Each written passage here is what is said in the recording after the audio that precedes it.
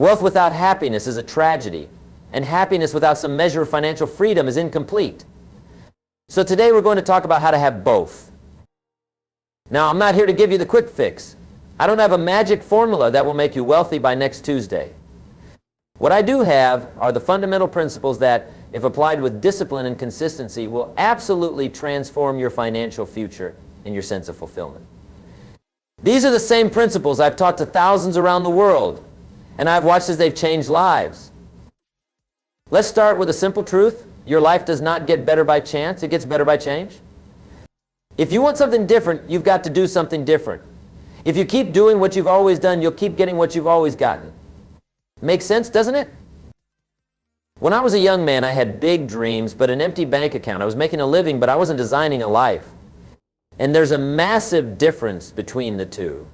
One day, my mentor, Mr. Schoaf, said to me, "Jim, if you want to be wealthy and happy, work harder on yourself than you do on your job." That statement changed everything for me. You see, most people work hard at their job, but they don't work hard on themselves. They work 8, 10 hours a day at their profession, but they don't invest even 10 minutes in their personal development. And then they wonder why their life doesn't change. Here's the key. For things to change, you have to change. For things to get better, you have to get better. And that's where we need to begin. Let me share with you what I call the 5 major pieces to the life puzzle. These are the 5 areas that determine the quality of your life and will lead you to both wealth and happiness. The first piece is philosophy. Your philosophy is your view of life. It's how you think about things. It's those 1,000 little decisions you make every day based on what you believe to be true. And here's what's fascinating. 2 people can be in the exact same situation with the exact same opportunities, but get completely different results. Why? Because they have different philosophies. I remember talking to 2 salespeople who worked at the same company, sold the same product, called on the same customers. One was making $150,000 a year. The other was barely making $30,000. What was the difference? It wasn't the product. It wasn't the company. It wasn't the territory. It was their philosophy. One had the philosophy of excellent service and going the extra mile. The other had the philosophy of just getting by, doing the minimum. Your philosophy will determine whether you're spending or investing, whether you're entertaining yourself to death or educating yourself to success, whether you blame circumstances or take responsibility. And that philosophy comes from what you read, what you listen to, who you associate with. Now let me ask you, what books have you read in the last 90 days? What audio programs have you listened to? Who are you spending time with? Are they lifting you up or pulling you down? Are they stretching your vision or reinforcing your limitations? You need to be a student of success. And that doesn't mean just financial success. It means success in relationships, in health, in contribution, in personal fulfillment. Read the biographies of great men and women. Study the wisdom of the ages. Associate with people who inspire you to reach higher. Because your philosophy will ultimately determine your destiny. The second piece of the life puzzle is attitude. Your attitude is your disposition toward life. It's not what happens to you, but how you respond to what happens to you. We all face difficulties. We all have setbacks. But some people allow those challenges to make them bitter, while others use them to become better. I always say, don't wish it was easier, wish you were better. Don't wish for fewer problems, wish for more skills. Don't wish for less challenge, wish for more wisdom. Your attitude is a choice. And it's a choice you make every morning when you get up. You can choose to be enthusiastic, to be grateful, to be positive. Or you can choose to be negative, to complain, to find fault. And that choice will affect everything else in your life. I know people who have very little materially, but have an attitude of gratitude and joy that makes them richer than some millionaires I've met. And I know people who have tremendous financial resources, but have an attitude of scarcity and lack that makes them poor regardless of their bank balance. Let me tell you something, happiness is not a destination. It's a manner of traveling. It's not tomorrow, it's now. It's not a dependency, it's a decision. It's what you decide to pursue and what you decide to overlook. The third piece of the life puzzle is activity, because philosophy and attitude without action are worthless. You must convert knowledge into practice, convert wisdom into habits, convert inspiration into discipline. Activity is where the rubber meets the road. It's where you move from knowing to doing. It's where you translate your philosophy and attitude into results. Let me ask you, what are you doing with what you know? Are you implementing the wisdom you've already acquired? Or are you on an endless quest for more information while neglecting to apply what you already have? You know, some people say knowledge is power, but that's not true. Knowledge is only potential power. It's the application of knowledge that gives you power. I can know everything about fitness, but if I don't exercise and eat properly, I won't be healthy. I can know everything about wealth building, but if I don't save, invest, and manage my resources wisely, I won't be wealthy. The key is to develop disciplines. Disciplines are those daily habits that, compounded over time, lead to success. Saving a little bit each month, reading 10 pages of a good book each day, making a few extra calls. Expressing gratitude. Small disciplines repeated with consistency every day lead to great achievements gained slowly over time. And here's something amazing about disciplines. They have a multiplying effect. Money takes money to make money. But discipline takes whatever you have and multiplies it. If you have $1 in discipline, you'll turn it into 2. If you have talent and discipline, you'll turn it into genius. If you have opportunities and discipline, you'll turn them into fortune. The fourth piece of the life puzzle is results. Because at the end of the day, we must measure our progress. We must be able to see that our philosophy, attitude, and activity are actually producing the outcomes we desire. You can't change your destination overnight, but you can change your direction. And if you change your direction, you'll eventually change your destination. Results give us feedback. They tell us whether our philosophy is sound, our attitude is productive, and our activities are effective. And if the results aren't what we want, we need to have the wisdom to adjust one or more of those areas. I always recommend keeping a journal. Write down your goals, your plans, your ideas, your progress. Measure where you are each month in your finances, your relationships, your health, your personal development. Because what gets measured gets improved. What gets measured gets done. And don't just measure the destination, measure the distance. Don't just evaluate the goal, evaluate the growth. Because success is steady progress toward your personal goals, not some arbitrary standards set by society. The fifth piece of the life puzzle is lifestyle. Lifestyle is the art of living. It's the freedom and ability to design your life around your highest values and deepest desires. You see, the goal isn't just to become wealthy, it's to live a rich life. And by rich, I don't just mean financially. I mean rich in experience, rich in relationships, rich in contribution, rich in joy. Money is only one component of wealth. True wealth includes good health, loving relationships, meaningful work, personal growth, and the opportunity to make a difference. And when you have these things along with financial freedom, you have a lifestyle that brings both prosperity and peace of mind. Now, let me share with you some specific strategies for building financial wealth. Because while money isn't everything, it is an important tool for creating the lifestyle you desire. First, understand the miracle of compound interest. Einstein called it the eighth wonder of the world. And it is amazing. If you start with just a small amount and add to it consistently over time, the growth becomes exponential. Let me give you an example. If you save just $100 per month starting at age 25, and it grows at an average of 10% per simply, which is approximately the long-term average of the stock market, by age 65, you'll have over $640,000. If you wait until age 35 to start, you'll have only about $230,000. 10 years of delay costs you over $400,000. That's the miracle of compound interest. And the enemy of compound interest is procrastination. Second, understand that your income is directly related to the value you bring to the marketplace. If you want to earn more, you must become more valuable. You must develop more skills, acquire more knowledge, solve bigger problems. The marketplace pays for value, not for time. That's why some people earn $500 per hour while others earn $5 per hour. The difference isn't time, it's value. So ask yourself, how can I become more valuable? How can I serve more people? How can I solve bigger problems? Third, learn to manage the money you have. It's not just what you make, it's what you keep that determines your financial destiny. I've seen people earn millions and end up broke, and I've seen people with modest incomes build significant wealth. The difference was in their money management. Pay yourself first. Before you pay the rent, before you pay the utilities, before you buy groceries, set aside at least 10% of your income for long-term investing.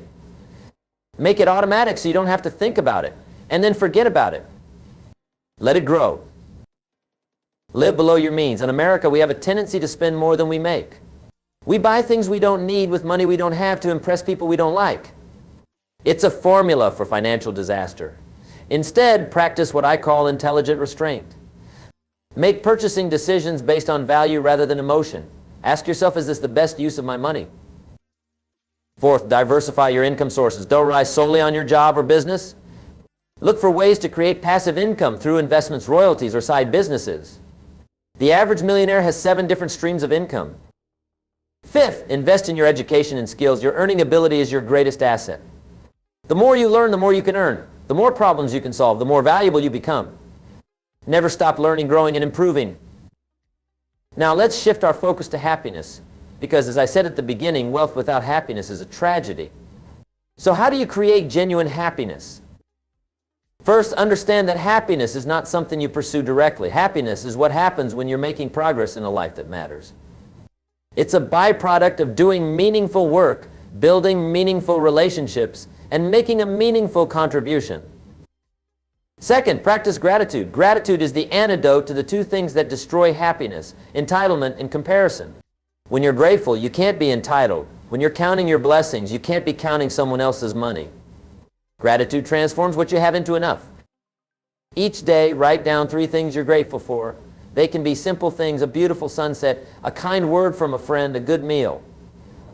When you focus on what you have rather than what you lack, you'll find that you already possess much of what you need for happiness. Third, build strong relationships. Studies consistently show that the quality of our relationships is the single biggest predictor of our happiness. Not money, not fame, not achievement, but the depth and quality of our connections with others. Invest time in your family. Be fully present when you're with them. Listen more than you speak. Ask questions. Show interest. Express appreciation. These small acts of love compound over time, just like financial investments, to create a wealth of relational happiness. Cultivate deep friendships. Not just casual acquaintances, but people who know you and accept you, who challenge you and support you. People with whom you can be authentic and vulnerable. Fourth, find purpose in your work. We spend too much of our lives working to not find meaning in it. Whether you're a CEO or a janitor, look for ways to connect your daily tasks to a larger purpose. How does what you do help others? How does it make the world a better place, even in some small way? If you can't find purpose in your current work, maybe it's time to consider a change. Or maybe you need to find purpose outside of work through volunteering or pursuing a passion project. But don't go through life just going through the motions. Find something that engages your talents and touches your heart. Fifth, take care of your health. It's hard to be happy when you're sick, tired, or in pain. Eat nutritious food. Exercise regularly. Get enough sleep. Manage stress. These aren't just good health practices, they're happiness practices. Your body and mind are connected. When you take care of your physical health, you're also supporting your mental and emotional well-being. And that contributes enormously to your overall sense of happiness and fulfillment. Sixth, practice mindfulness. Learn to be fully present in each moment. Don't spend all your time regretting the past or worrying about the future. Life happens now, in this moment. And when you're fully engaged in it, you'll find a depth of satisfaction that no amount of striving can provide. Seventh, set and achieve meaningful goals. Humans are goal-striving beings. We need a sense of progress, of forward movement, of growth. When we're making progress towards something that matters to us, we experience a deep sense of satisfaction. But here's the key: the goals must be meaningful to you, not just what society tells you to pursue. And they must be challenging enough to require growth, but not so difficult that they lead to constant frustration. Now, let me address something important. There's a common misconception that wealth and happiness are at odds with each other. That to be wealthy, you must sacrifice happiness, or to be happy, you must renounce wealth. But that's a false dichotomy. You can be both wealthy and happy. In fact, they can reinforce each other. When you approach wealth building as a creative and meaningful endeavor, it can contribute to your happiness. And when you're happy and fulfilled, you often make better financial decisions and attract more opportunities for wealth creation. The key is to keep wealth in its proper perspective. Money is a wonderful servant, but a terrible master. If you make the accumulation of money your primary goal, you'll always be dissatisfied because there's always more to acquire. But if you make living a meaningful and purposeful life your goal and see money as a tool to support that life, you'll find that you can enjoy both wealth and happiness. Let me share with you 3 paradigm shifts that can help you integrate wealth and happiness. First, shift from a scarcity mindset to an abundance mindset. A scarcity mindset says there's never enough, that someone else's gain is your loss, that you must hoard and protect what you have. An abundance mindset says there's plenty for everyone, that through creativity and collaboration we can expand the pie, not just divide it. When you operate from abundance, you're more generous, more innovative, more willing to take calculated risks. And ironically, that often leads to greater financial success as well as greater happiness. Second, shift from a transactional mindset to a transformational mindset. A transactional mindset focuses on what you can get. A transformational mindset focuses on what you can give, how you can add value, how you can make a difference. When you approach work, relationships, and life from a transformational perspective, you find greater meaning and satisfaction. And again, paradoxically, you often end up receiving more as well. Third, shift from an either-or mindset to a both-and mindset. Many of us fall into the trap of thinking we must choose between competing values, wealth or happiness, career, family, success or balance. But often, with creativity and wisdom, we can find ways to have both. You can be ambitious and compassionate. You can be successful and balanced. You can be wealthy and happy. It's not always easy, and it requires thoughtful choices and sometimes difficult trade-offs. But it is possible. Now let me speak directly to those of you who are struggling financially right now. Perhaps you're in debt. Perhaps you've experienced setbacks or failures. Perhaps you're just starting out. The path to financial freedom seems impossibly long. First, don't be discouraged. Every financial journey has ups and downs. What matters is not where you are today, but the direction you're moving and the habits you're forming. Second, start where you are. Don't wait for some ideal circumstance to begin saving, investing, and building for the future. If all you can save is $10 a week, start with that. It's not the amount that matters most. It's the habit, the discipline, the mindset.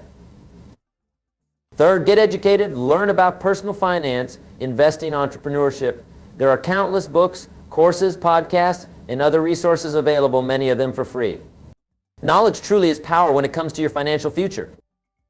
Fourth, find mentors and role models. Look for people who have achieved what you want to achieve, who embody the values you admire. Learn from them, ask questions, observe their habits and strategies.